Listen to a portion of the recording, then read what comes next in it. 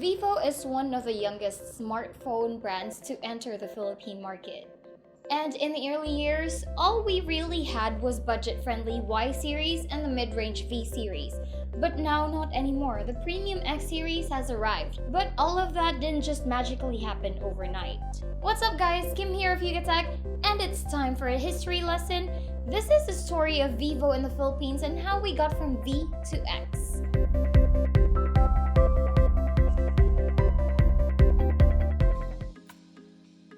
Vivo Communication Technology Corporation is a company based in China owned by BBK Electronics, which is a manufacturer of mobile phones, accessories, software, and online services.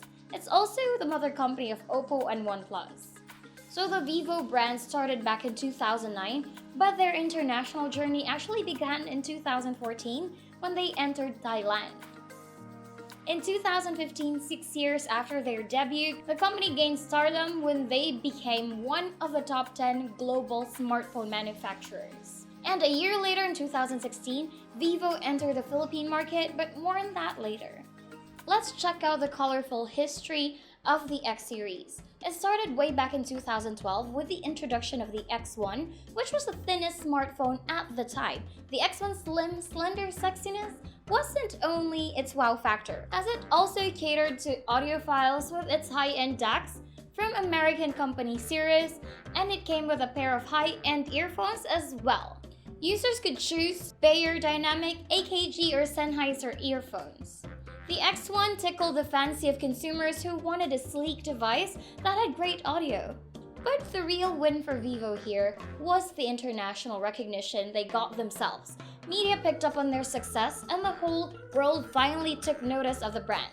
Since then, Vivo's X series has been their flagship line that carried their market innovations with phones like the X-Play 3S, the first phone with a 2K resolution display, the X5 Max, the thinnest smartphone at its time, the X-Shot, their first attempt at a camera-centric phone, and of course, the recently released X20 and X21, sporting the words first under-display fingerprint scanner.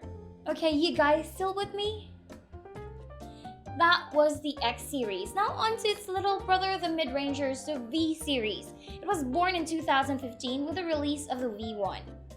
Unlike the X series, the V phones had to fight a little bit for their ground in a very competitive mid-range segment, so naturally they didn't catch the attention of the entire world. In Vivo's local scenes, however, it was a force to be reckoned with. The V series, Vivo adopted a more standardized approach. With the names after the V1 came the V3, then the V5, V7, and V9. Easy and simple. Okay, now let's talk about Vivo's entry into the Philippine market. They were actually quite cautious back then. When they arrived, instead of going all in and bringing us the X and V series phones, we got the budget-friendly Y series, starting with the Y51, which was launched back in March of 2016. Throughout the first half year, Vivo continued to release more Y series phones in the country, until they decided it was time to bring out some bigger boys. Before 2016 came to a stop, the Vivo V5 was launched. Why was the V5 such a big deal in the Philippines? You know why? Well, at the time of its local release, it had the highest front camera resolution at 20 megapixels, and if you guys remember, this was at the time when the selfie-centric smartphone trend was starting to boom. Like Filipinos love selfies. But what made it even more attractive was its price. At just 12,990 pesos, it was hell of a deal for a selfie machine, considering that high-resolution camera sensors were mostly in more expensive phones back then. The V5 was then followed by the V5S and V5 Plus, with the V5S just being a minor upgrade. Then, the real improvements came with the V5 Plus, which was on the whole dual camera hype train. It had a secondary 8 megapixel front camera, alongside with a 20 megapixel main one, and used the mid-range powerhouse chip, the Snapdragon 625. This propelled the V5 Plus as a great contender in the mid-range space. In 2017 to 2018, Vivo followed up with the V7, V7 Plus, and V9, further increasing the resolution of their front camera to a staggering 24 megapixels. Can you believe that? Right now, the market is still enjoying the V9 for its Snapdragon 626 processor, dual rear cameras, AI capabilities, and of course, the high-resolution front camera. But while all this is happening in the Philippines, Vivo was making strides in R&D. At CES 2018, they showcased a working demo of Synaptics, newly developed in-display fingerprint scanner in one of their phones, shaking up the scene in the process. Like, who would have thought? This technology eventually found its way to the X20 and X21, which is where we are now today. With an already strong presence in the Philippine market thanks to the Y and V series, it was time for the X series to reach our shores.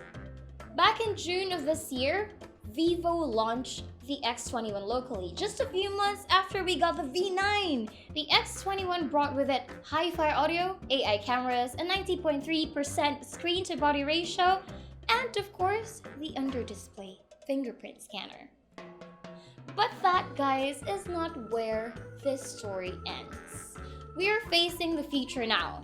Back in MWC 2018, they showcased a concept phone called Apex, which had a true all-screen display, a pop-up camera, and the entire bottom half of the display served as a fingerprint scanner. Not just one part. And leading up to the FIFA World Cup, its final form was announced. We now know this phone as the Vivo Nex. So this, guys, is what is next for Vivo. But seriously, what innovations and world firsts will they strive to achieve? Now that we are in an era where fingerprint scanners are under the screen, screens don't have bezels anymore, and cameras literally pop out. Will these technologies ever trickle down to the V and Y series? Well, only time will tell. TikTok? Alright, did you guys enjoy this history lesson about Vivo or even just learn something? If so, we're glad you did. If you like this video, give it a thumbs up. Consider subscribing to our YouTube channel for more videos like this.